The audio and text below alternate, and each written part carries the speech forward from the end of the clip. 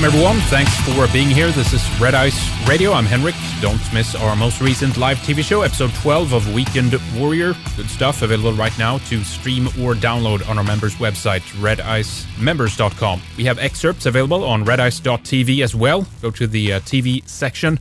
And by the way, please subscribe to our YouTube channel. Don't miss anything. Catch it as soon as it's out. It's youtube.com/rediceradio. It also looks like we'll be live streaming the Erkenbrand event that takes place in the Netherlands, or Holland, here later next week. We're arranging everything right now. It's Tuesday, the 27th. We're going to have speaking Millennial Woes, Roger Devlin, and another third speaker, which we don't know the name of yet. We'll be streaming the talks as audio only for Roger Devlin and the third speaker, but we'll have the video streaming of Woes when he speaks. We'll have more info for you as it comes in on redice.tv/live. Well, today we have a show about philosophy, art, and culture. We are going to speak with the guys from the radio show KultureKampf, and we're going to peer into the metapolitical and diagnose the problems and discuss the remedies to it. Good show ahead. Stay tuned. Well, ladies and gentlemen, we have 4 guests and 1 co-host with us today, so this will be a lot of fun. It's always good to do shows, group shows with a bunch of people. We do usually we do just kind of one-on-one, but it's really good to get a good group of guys together. So in no particular order, we have with us Gaius Tacitus, Aristocles, Tharru, and Titus Flavius. All of these are from KultureKampf, and we also have Reinhardt sitting in with me as a co-host today. Thanks for everyone for being here. It's good to have you guys with us. Thank you for having us. Thanks for having us. Thank you. Let's just kind of jump in here and do some quick introductions first, so our audience can hear, obviously, who is who here first. So I guess we'll do the same order. Gaius Tacitus, tell us a bit about yourself. Hi, so Tacitus is the pseudonym I go by. I actually have a background in computer science, and I found my way to literature and philosophy, ironically enough, in graduate school for computer science. And I started off making my own YouTube channel, which has been sorely neglected. And Titus actually reached out to me about 6 months ago and asked me if I wanted to join KultureKampf as a segment contributor, and I had such a good time doing that, and the other guys liked me enough that I joined as a co-host. Excellent, very good. Aristocles? Yeah, we joined to start with. Titus reached out on the forums, and specifically he was asking, it started out as a kind of thing. He wanted to create a ebook depository for, the alt-right, for TRS, etc. And then eventually that thread eventually evolved into him asking if we would be interested, or someone would be interested in doing a podcast on philosophy and high culture and literature, etc. And I volunteered, which I'm usually not willing to do because I'm a bit shy, but I'm really glad I did. And yeah, I'm a student, quite young, the youngest of the bunch, and living in Germany. And yeah, so far it's been a great experience, and I'm glad I started it. Very good. Maybe we can talk a bit more about Germany and your experiences there later too, if we get a chance for that. Tharru? Or Tharru? I don't know how you say that. Yeah, it's Tharru. So it's actually a shortened version of Tharru Siri Larbe, which is an anagram for Eric Arthur Blair, who, if you're familiar with, is actually the real name of George Orwell. So, but I just go by Tharru usually. So again, it's kind of similar to Aristocles. Titus reached out to me, I think actually via PM on the forums, asking if I'd be interested in contributing to or doing a philosophy podcast with him. And I jumped at the opportunity, the invitation. My background's in philosophy specifically. I'm currently finishing up my last semester in philosophy, and so yeah, that's how I got into this. So it's been quite a wild ride, a lot of fun. It's a good group of guys, and I look forward and enjoy doing all the episodes that we've done and will do. Titus of the Flavian dynasty. It seems like you're the guy who pulled all this together then. Yes, sir. Name's Titus Flavius. My background is in literature, actually, and it's one of the reasons why I wanted to start up a podcast based on sort of high culture and philosophy in particular. Is that it's something that I wanted to experience and learn myself, and I know that if I just sort of wanted to, sort of spread the gospel of European culture to everyone, including myself. So we've kind of already talked a bit about some of the purpose of the show or some of the goals that you guys had with it. Tell us a bit more about this. If there's anything else the audience should know in terms of maybe some of the things that you guys discuss in the show and kind of some of the other motives that you might have for pulling all this together. It sort of came about. I sort of hinted at that a little bit just a second ago, but Mike Enoch and Sven really started once the first iteration of the forum started, really starting to push the idea of TRS of not just being a site that has the Daily Show, right? They really wanted to create a platform for content, and sort of as shows started to start being produced, you had Fash the Nation and Fash Britannia. A lot of the shows that were being created were topical heavy, really focused on sort of the inertia of politics and whatnot. And I saw that there was an open market for things that are a little bit more eternal and a little bit more timeless, and that's rooted in sort of tradition and history and sort of something a little bit more ethereal than just sort of day-to-day politics, and that's sort of what I really wanted this show to be, and that's what we're doing. Yeah, sorely needed. It's a good initiative. I really appreciate that. Tell us about the name then. Bismarck's culture struggle. What's the relevance to today, or is it just a cool name? Well, the name is branding is almost everything, sadly, in today's day and age. But KultureKampf, as you said, it's a cultural struggle, and that's something that I think is a paramount a goal for us to achieve within the alt-right in turning back sort of leftism and multiculturalism. I do think it is an inherent cultural struggle, perhaps even more so than a racial one, to be honest. So I think it's a name that fits perfectly with what we're trying to do as a show and what the alt-right is trying to do in general. Just to add to that, I think that so this sort of comes into content that we haven't got to yet on our own show that we will be diving into. But really, if you look at sort of the success of the left, is that one of the things that they've been really successful at doing is sort of making Western history incoherent to our sort of current age, our current year, our modern era, in that it's incoherent because we don't have a knowledge of it. So it's sort of like walking down a road that when you turn around, there's no more road, and so you don't know where you've come from, and it can be very disorienting. And I think at least part of that idea is built into why I jumped at this opportunity, because so much of our history is philosophy, and so I thought it would be a good opportunity to, in this cultural struggle, to give listeners and individuals interested in learning where we came from and how we came to think the way we do, and these institutions and systems that we have that are currently being eroded and actively attacked came to be, and all of that is at some level rooted in Western philosophy. So I think that I like Titus. I think the name KultureKampf is perfect. All right, very good. Reinhard, do you want to go next?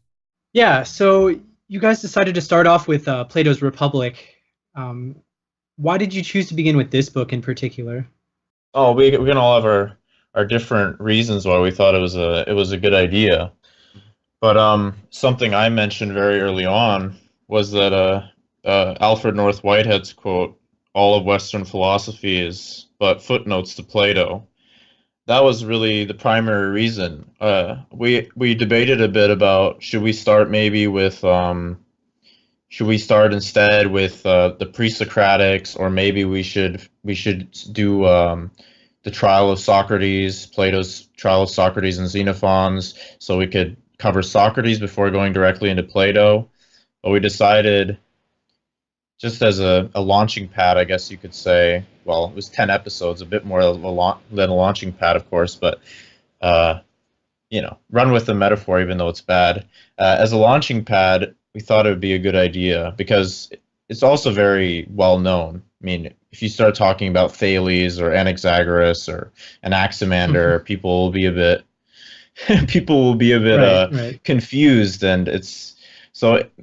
In some sense, it was a little bit marketing in the sense that we can get many listeners on the first episode by talking about Plato first instead of some pre-Socratics, but it was also interest as well. I had already read it at that point, but I wanted to read it again, and so in general, it was just general interest in reading it and discussing it. So that's my perspective on why we chose it. I also thought to sort of build on that. I agree, and I would agree with everything Aristocles said, and I think that covers it pretty well. But just to add again, regarding the pre-Socratics, Plato had a really good way of sort of synthesizing and bringing in pre-Socratic views and Pythagorean views and people like Parmenides and so in some sense, covering the Republic, you're also covering some of not just the pre-Socratics, but other schools of thought. And it's often, I think I do remember myself saying that this is often the first place that most freshman philosophy students start off with. And so I thought it would just be natural to continue that tradition. So absolutely, very good. Any addition to that, guys? Tacitus, you want to go? Well, that was before my tenure on the show. All I'll say is, ironically enough, this was actually the very first book on philosophy that I had read. Nice. Yeah, it's definitely a good place to start. So how do you guys see Plato's Republic being relevant to our contemporary culture war? In other words, which ideas, values, or concepts in particular do you think our movement could benefit the most from understanding? For me, book 4 in Plato's Republic is probably my favorite of the 10 books or chapters, and in it he sort of lays out an incredibly convincing argument for the need of hierarchy within a society, and not only the need, but that it's that hierarchy within a society, within a people, is a naturally occurring phenomena. So I think that's something that we should certainly look at, not only sort of in the broader outlook of our movement, but within our movement as well.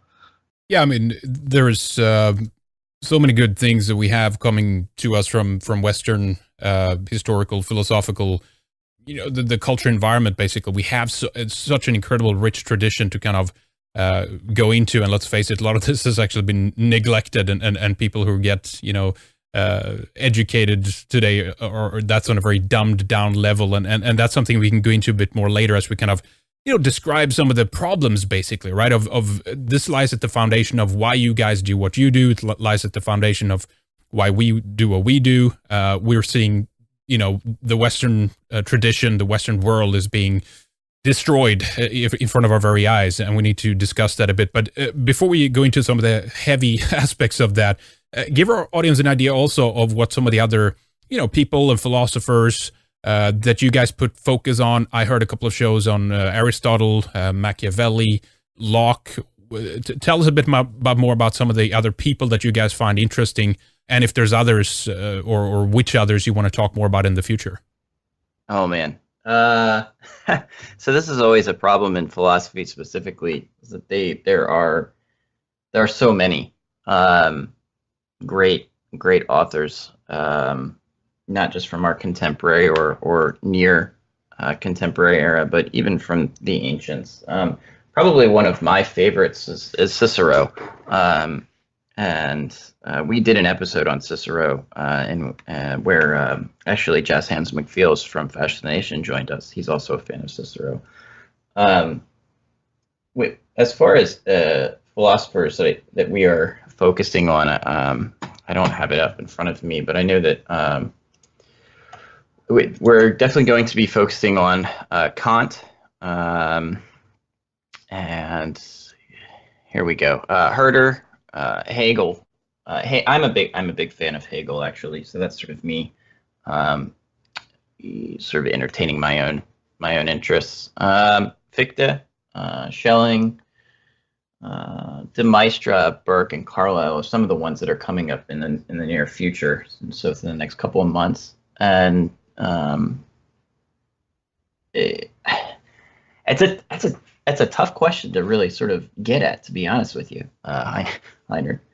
You other guys, any thoughts on that? For me, first I'll just talk about what I'm reading right now that I find really good, really interesting, and philosophical, of course, is Peter Sloterdijk. He's a contemporary German philosopher, and he's highly influenced by Nietzsche. Very interesting, pretty tough read if you're not into philosophy. So I wouldn't recommend it for beginners. But if you're well versed in 19th and 20th century philosophy and you have read most of Nietzsche's works, it's definitely approachable, and I highly recommend it. And of course, apropos what I was just talking about, Nietzsche, of course. Nietzsche is someone who I think everyone on our panel respects very highly, and we're looking forward to, we're probably going to do at least 4 episodes on Nietzsche in the near future, or in the coming future. Obviously, we have so much stuff to get through. And then, of course, we have to talk about the postmodern theorists, Lyotard, Deleuze, etc. It'll be maybe a bit of a pain. It's a personal pet project of mine to read a lot about them, because I actually find some of their theories interesting. I know, awful. But we have to get into those, obviously, because those are incredibly relevant to our contemporary malaise and issues we're having in the Western world. So, yeah, that's my 2 cents on it. Well, I will say, just that, if I can redeem myself a little bit from that terrible response, we will be focusing quite heavily on a lot of early postmodern and postmodern, as well as the Frankfurtian quote-unquote philosophers or theorists, because that's really the genesis of a lot of our problems today. And as despicable as they are, for some of them, you have to, it's the old adage, know your enemy or know thy enemy. And so that will be one section of modern philosophy that we'll be focusing on heavily, and really sort of deconstructing the deconstructors.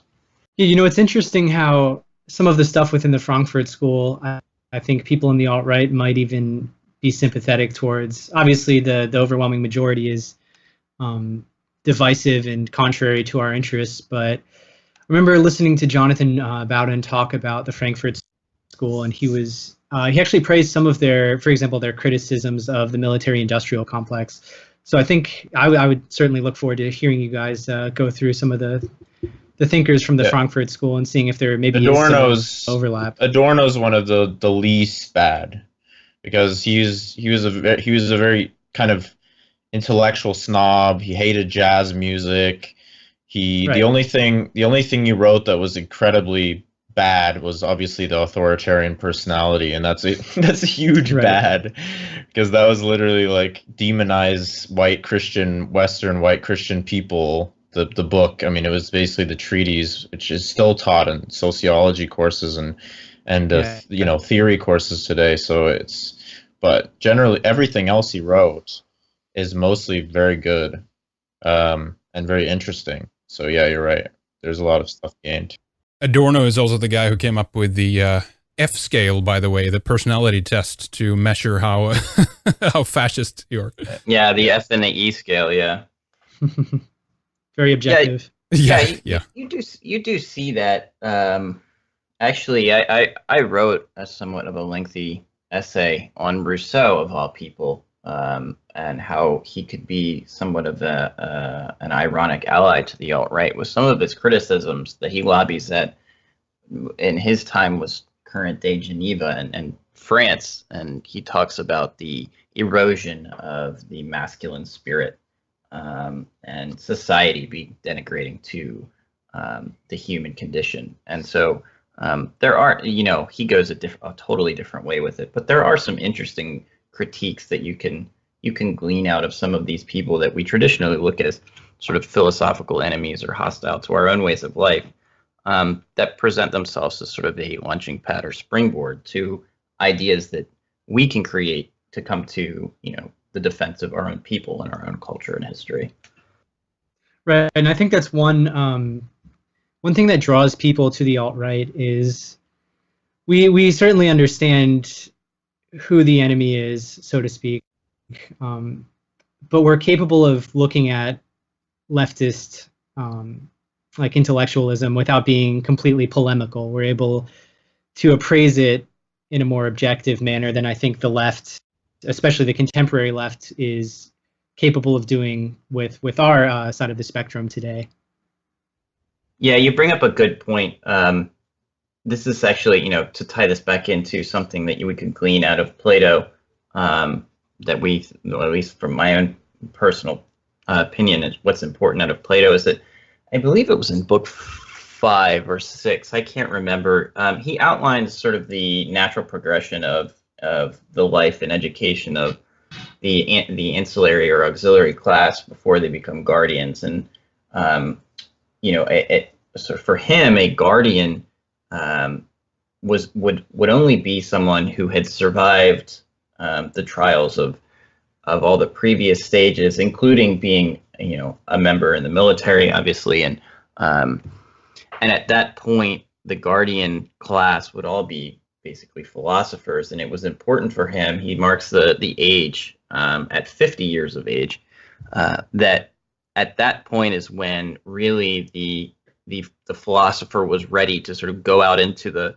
wilds of philosophy, so to speak, and engage with all sorts of areas of thought and not sort of fall into a lot of traps. And one of these things, and I think this is important for and relevant to the modern day, is immediately when you're a budding, bushy-eyed 18-year-old going to college, and you've got a professor throw some critical theory at you, or some debunked Marx at you, you get caught up in this and you say, oh, this is this makes a lot of sense, look at all of this injustice, when really you are so far from being in a position where you are able to sort of objectively look at what Marx is saying or some of these critical theorists are saying, and recognize which parts seem to have some sort of legitimacy and which parts are just total BS.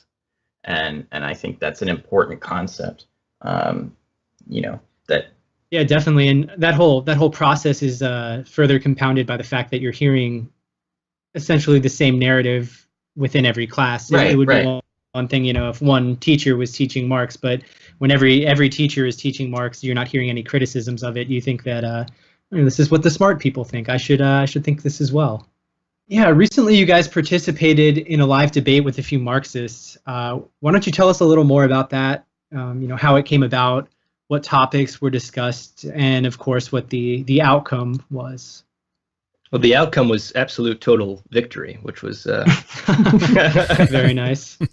But Tharru, you sort of run through the because you actually interacted with the main sort of victim of that debate. Just sort of, you want to run through that sort of getting him to come on? Yeah, sure. So I was actually approached by, I had no idea who the hell this guy was before I was approached by a couple people who shall remain unnamed within the alt-right, who were like, Tharru, you've got to invite this guy on your show for a debate so you can just totally destroy him and firmly and finally seat Pole's superiority over lefty Pole. And I was like, who the hell is this guy? So I looked at a couple of his videos, and this kid's 18. He just started university. He's like your typical, to use the Marxian term, petite bourgeois, just total basic. I don't know if you guys have language. Just basic bitch. No problem. Go ahead.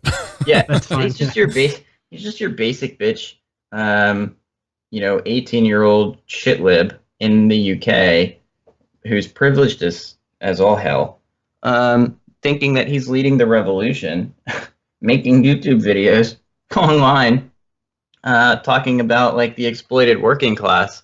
And I watched a couple of these videos with Tacitus and Titus. Everybody had agreed pretty much, automatically that we would debate this guy. So I set it up, and he initially wanted to debate like that day, right? So, and I was like, no, like we need some time to get some stuff together. I wanted to look into some of the stuff that he was saying, and I went into this thinking that I made the mistake. I don't know why I allowed myself to make that mistake, but I went into this thinking that it would be sort of like a formal debate, kind of that he would understand or even know what formal debate looks like, sort of point, counterpoint, that sort of thing. And so we did a lot of preparation, and it was clear that they did none. And so the day comes, and he's got three of his friends, two of which weren't even Marxists, and both didn't think that Marxism was practical. And so we were debating the practicalities or the practical implementation of Marxism in the current era. And two of them didn't immediately were like, well, we don't actually think this is practical. And I wanted to say, well, what the hell are you doing here then? But I just sort of let it go. Right. Mostly because at that point I knew this whole thing was just going to be 2 hours of walls. And it was just essentially that debate was just your literally every stereotype that you could think of a black person rolled up into a Marxist who didn't know anything, totally derailing every question that we couldn't even set up any sort of syllogism to then get them to answer, so that we could again get them to contradict themselves, because this guy would interject and be like, well, hold up, wait, I'm just sitting here trying to figure out the librarians and shit, and this and it was 2 hours of just total cringe and lulls. And honestly, we didn't really have to do much work. They did it all for themselves. And one guy was like a transhumanist, jerking himself off to his own transhumanism, and another guy was a Hegelian, which actually would have been an interesting discussion, but you couldn't have a discussion because you had this 18-year-old who didn't know jack shit about either his own supposed philosophy or the world, and this black guy who just would moan and ramble on about shit that just was not even relevant. Yeah, the black guy really, unfortunately, made the whole debate. I mean, it was good in the sense that, we got a lot of praise and it got a lot of views, and that was all nice, and it was kind of like a lolcow. I mean, not much substance was gleaned from that debate, I guess you could say. The only thing that was worth it for me was dropping that tactical nuke at the end. That was it. Yes, yeah, and it had the intended effect throughout the entire 2 hours. It's that I think it was Napoleon who said, never interfere when your enemy is making a mistake, and it was just mistake after mistake after mistake, and then we just sort of close it out, with sort of the setup of getting them to admit that committing mass murder is okay if it's towards the ends of communism, and then Tharru set up well, would you kill 6 million Jews for communism, and then it just sort of they all just wowed and left like yeah. They really could. Yeah, what do you even say to that? I mean, that's pretty amusing. I looked online at Lefty Paul, which is obviously on 8chan, and I was looking at some of their responses to that whole debate, and they were very disappointed with the performance of the people on their side. In particular, I believe the black gentleman who was making a fool out of himself. Everyone was very ashamed that these people were representing them. So I think total victory is definitely the accurate way to describe that. So well done, gentlemen. Thank you. I actually went on Lefty Poll, I think a day or so later, because there was threat after, like, they were in total disarray. And I actually got a couple of these Marxists to actually shit on the black guy, like specifically because he was black. Guys, why do you think then that the kids are attracted to this, right? Because the teachers, the whole environment right now is kind of, it's a big setup. It's almost like they've used this kind of like this is some kind of secret that you learn when you're, well, later in life, right? When you're 17, 18, 19, maybe even earlier in some cases, that all the problems in the world are going to be solved if we just implemented this kind of this type of Marxism or this type of communism. This is kind of how they've skewed the whole educational field. These cultural Marxist professors, they've kind of taken over this. They've found a kind of an outline that seems to work. But the main question I have for you guys is, why are kids attracted to that as opposed to something else? Is it just the old attraction to kind of the revolutionary spirit, that somehow this goes against the grain, they think, so therefore it's cool, or is it more to it than that? I mean, I'm asking this because we want to try to get closer to how do we get them over to our side instead, as opposed to what these lefties are offer. But what would you guys say to why they're attracted to it? I think it's a little bit even simpler than that, because as it was evidenced in this debate, each one of them, even the black guy, the engine kangs, they were their own special snowflake type of Marxists, and they were self-admitted having not read anything that Marx or Lenin had ever wrote. It's just that they want to be cool. They want to be part of this club. They have these flat, superficial ideas. They have no backing for them. They have no real-life experience that would tell them one way or the other that this might work. But a lot of adults, a lot of teachers, I mean, the one guy was 18, and he was going off to college the week after, according to a since-deleted video. It must have been high school teachers, or just him going on Lefty Poll is how he found this. And he didn't think too much about it. He got a lot of attention because he made YouTube videos. And one thing I'll bring up is I was going on Lefty Poll after the fact too, and a lot of them were saying that they only liked him because they thought he was cute or something, homosexual attraction towards him, which that sort of tells you how much they care about their own ideology when that's what influences what they watch. If I could give a targeted answer to your specific question, not just about Jizzy or however you pronounce his name, special snowflake name if I ever heard one. But generally speaking, as someone who's gone to universities, in university, I would say it's a combination of multiple factors, but the biggest factor is primarily saturation. You don't really find any alternatives to, and this is part of the reason why many of the people on our side, on the alt-right, are former leftists. There's actually they're either leftists or libertarians, and I think the reason why is because they're totally saturated with the leftist, in some cases Marxist or post-Marxist, and structuralist or post-structuralist, et cetera, ways of thinking.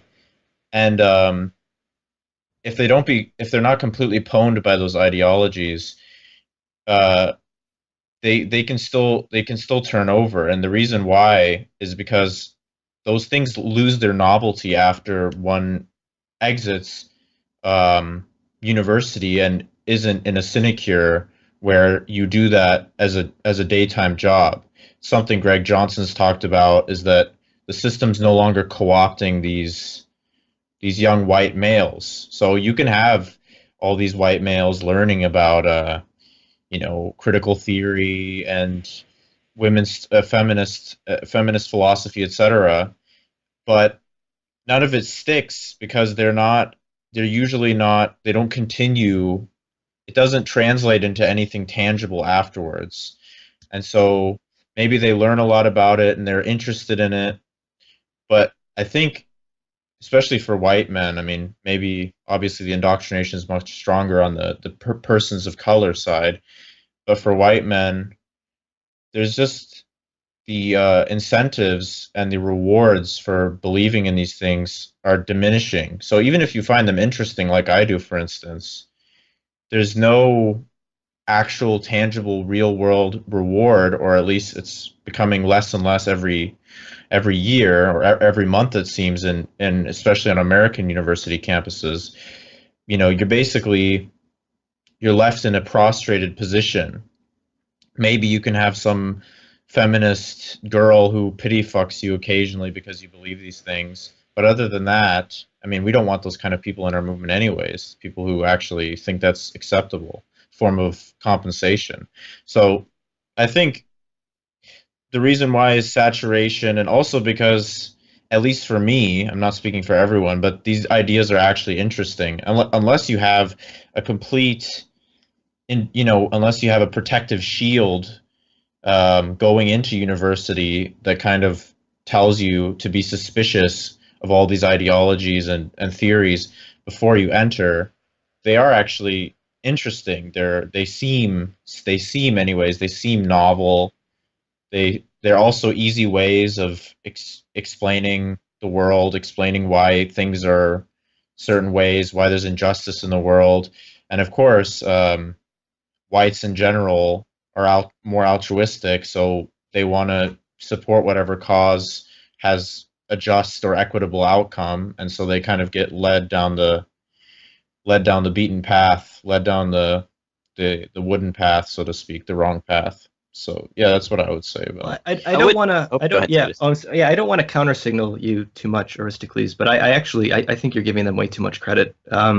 I don't think a lot of them actually read the theory, as we sort of witnessed in the debate. I think the draw is certainly sort of social pressures of professors and whatnot. But I think it's sort of the same reason why a suburban kid from a bourgeois household goes into punk rock. I think it's a form of rebellion that is socially acceptable, and I think that's one of the main reasons why people sort of fall into that sort of frame of thinking. So I'm going to give my special snowflake reason why I think, and I think that there's actually a grain of truth in all of these. Tacitus was quite cynical, and Aristocles was kind of descriptive. I think that, so if you think back before you go back, we'll use Rome or Greece, for example. The age that everybody went and fought wars, the men at least, was about the age that you go, or a little earlier, into university. And I think that specifically for Western European men, white men, around that age, I think everybody wants to, this is sort of my lofty perspective. Maybe I might be giving them too much credit too, Titus. But I think we all have this desire to sort of fight the good fight, to sort of seek out honorable opponents or honorable enemies, or enemies worth our attention, and fight them and sort of prove to ourselves and to others that we are worthwhile. And I think and this sort of goes to Aristocles' point about saturation, there's nothing else offered. And so this is sort of presented as the only battle, the only war that there is to fight. And I think that it is so insidious because it appeals to this sort of, I hesitate to use the word innate, but this sort of innate feeling that we all have, most of us, I think we have, when we get to that age that, we need to prove ourselves, we need to test ourselves and know our limits, and we need a formidable challenging opponent to do this. And I think for many young kids, and most of these kids are white, they're upper middle class, they've never been tested really that much, especially physically, and that's a huge part of it, that they see this as sort of the only realistic or viable possibility that's being given or presented to them. For my part, when I was that age, I was over in Iraq fighting a war. So like I was actually, figuring out what I was made of. And I think that this is why it's so insidious, and it explains why so many people are taken into it, is because it does sort of play on, Titus mentioned altruism. I think it's a sort of this, if it's not innate, it's been bred into us through 2,000 years of combat, that we need fights and we need challenges, because that's what gets us lives. That's how we prove ourselves, and that's how we pass on our lineage. That our lineage is even worthwhile to pass on is that we survive fights and we make a name for ourselves. So that would be my sort of philosophical examination of it. So the drive, so to speak, is correct, for the lack of a better term. It's of an honorable quality to a certain extent. They have a sense of duty, maybe even a drive to improve the world. There was other situations in the past when young men, as you said, they went out into battle, or they went out to sea or something like this, right? And so the lack of these things, to a certain extent, in our society, is causing people to go into this level of kind of politics, of trying to improve things. They think that this is somehow going to make the world a better place, right? Yeah, I think that most of these people, when they first get into it, kind of like Zizi, they genuinely actually think they're doing good, or they mean, or they hope to do good, and they have sort of this noble intention. You do see with more committed leftists, anarchists, Marxists, nihilists who are in the left, who have been in the left for a long time, quite high rates of despair. They're very depressed. And so you get this sort of weird sort of dynamic where all of these people going in are sort of, for lack of a better word, hopped up on, their own delusions of grandeur, I should say, or their desire to do good and to fight a noble fight. And then it goes on, and they sort of see the writing on the wall, but they can't really admit to themselves that the fight that they chose, or what they were presented, was the wrong one. So yeah, I think that, and this is good for us, because if, for those of us fighting for Western civilization, or fighting to retain its memory and forge something new, I should say, we can work on that. We can appeal to that if we can present ourselves as the alt-right, or whatever. If the alt-right becomes known as something else, it's sort of like the noble alternative, and the true alternative, as if you were a white Western man or woman. This is the fight that you need to engage in, and the fight that will allow you to sort of continue your namesake and your legacy. And it is a worthwhile fight. This is a fight worth fighting. So we have this aspect of the underdog weaved into this, which kind of is a concept I've never really liked, to be honest. But yet I understand the draw of it. I understand the pull of it. The underdog specifically, the reason why it's become so popular, especially there's been studies done on this. Maybe you've heard of it, but basically tracing the idea. It's kind of an intellectual history, academic study of the idea of the underdog, and especially in the U.S.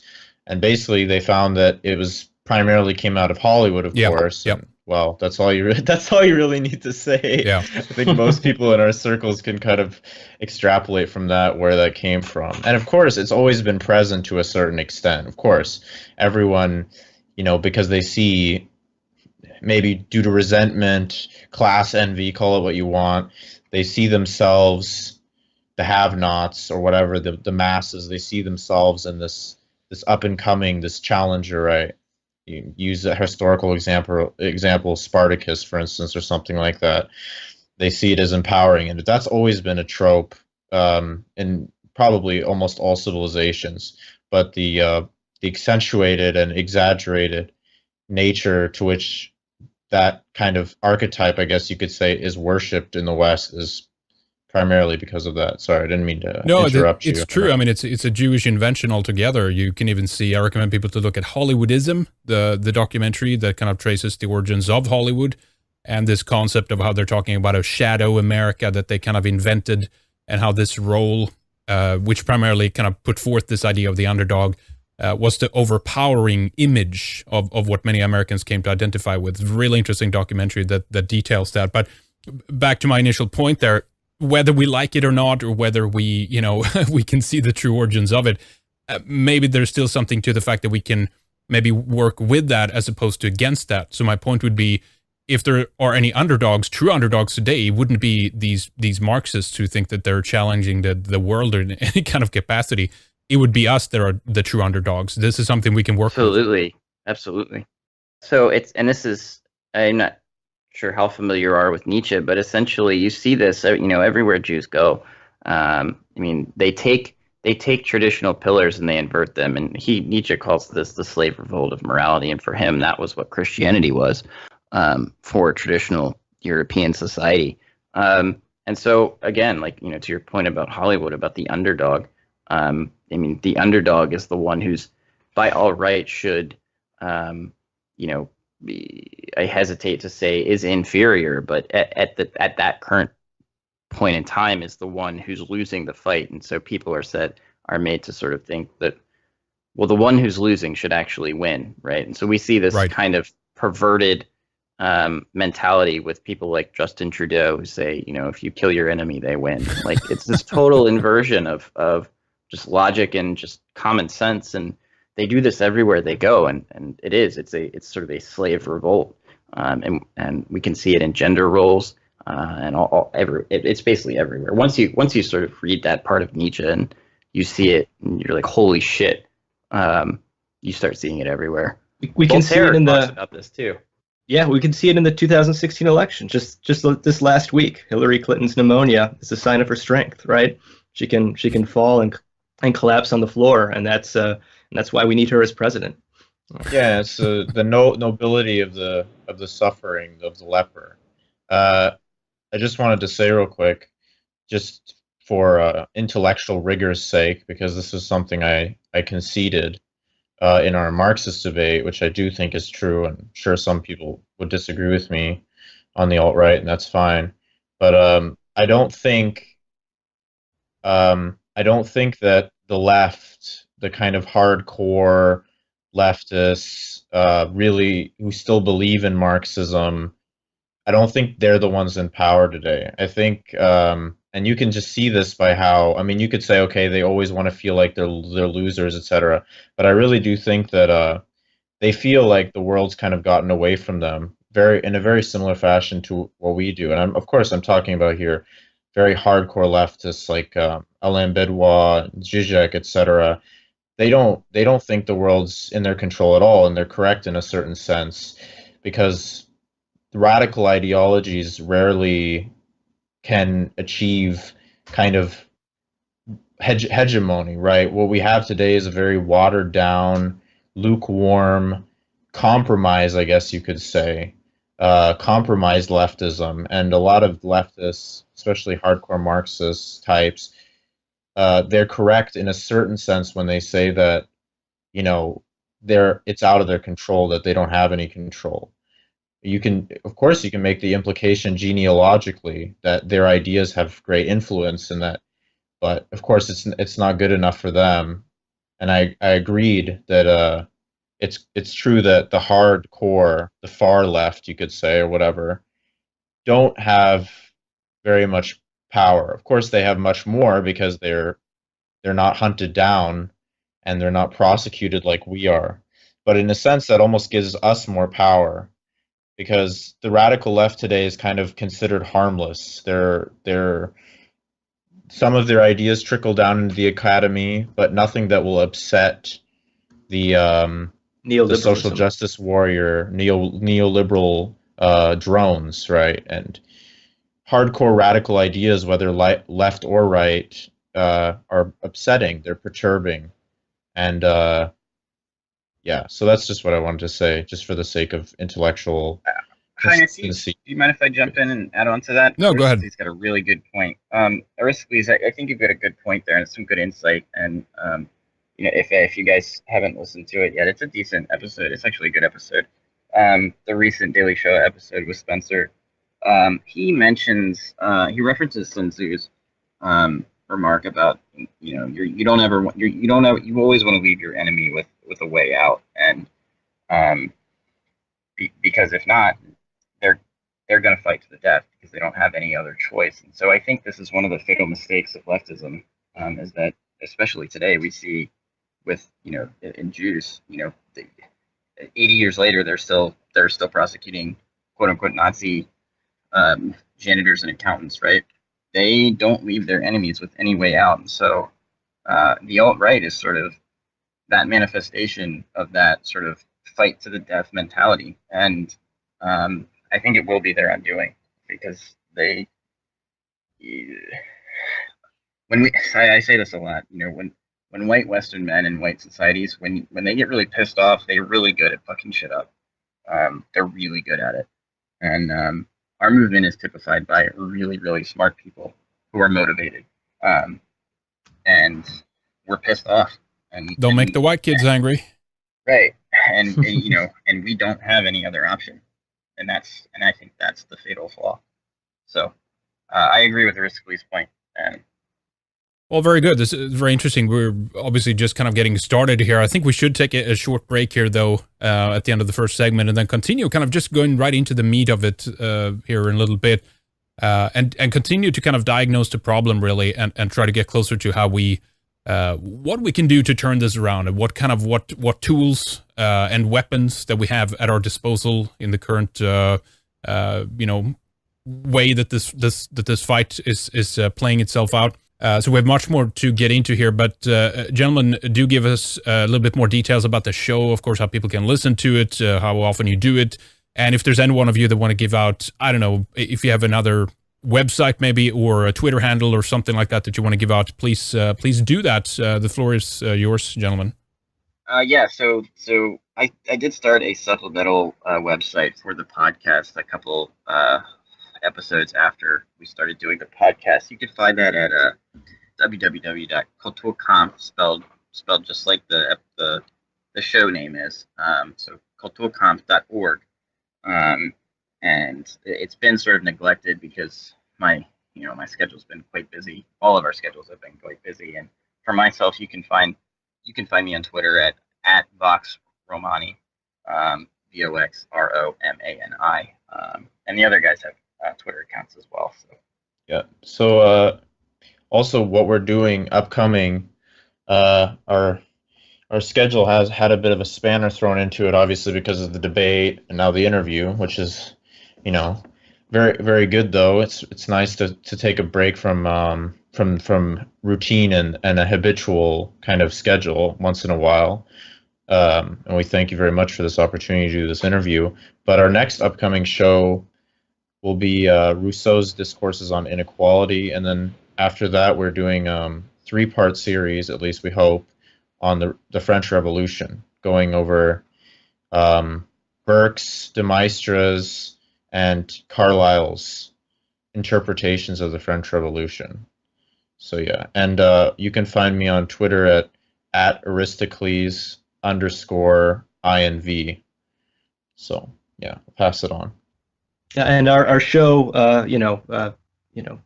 forgiving any sort of break in the schedule, always is published at TRS Radio on Thursdays. And my Twitter handle on Twitter is Tarpeian_rock. It's TARPEIAN.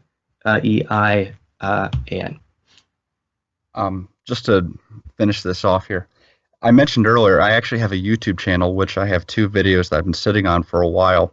I've covered the works of Dante, well, his main work, and a couple of general shows, and that's just under the pseudonym Gaius Tacitus, and my Twitter account is American Tacitus. Well, very good, gentlemen. We'll, of course, have the links up to the websites, and we'll add some links to the Twitter handles as well, in case you want to get a hold of the guys. But yeah, very good. I think we should just take a short break, gentlemen, and